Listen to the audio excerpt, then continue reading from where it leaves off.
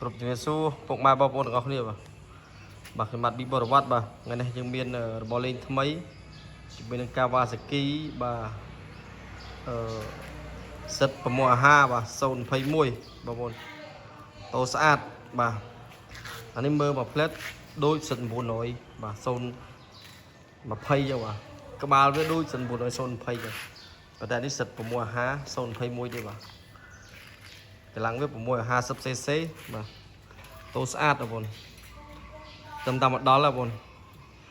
ម៉ាស៊ីនសនំស្អាតបងប្អូនបាទពុកម៉ែបងប្អូនបាទស្រឡាញ់ពេញចិត្តបាទចាប់អារម្មណ៍ឯអាចតំណត្រង់អាចឆាត់មកបានបាទម៉ាស៊ីនស្អាតម៉ាស៊ីនសនំបងប្អូនណាបាទធានាជូនពុកម៉ែបងប្អូនបាទ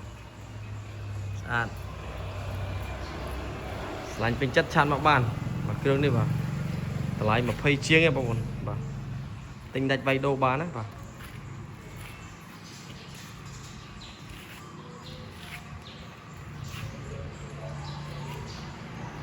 កុងទ័រវា digital គ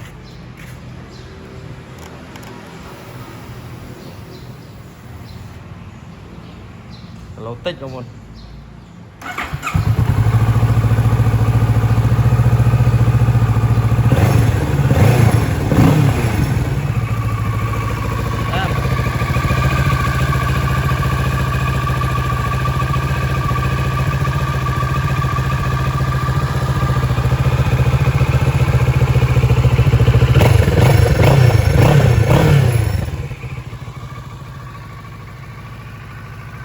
ចិត្តឆាត់បានបងប្អូនស្អាតតែនេះហើយ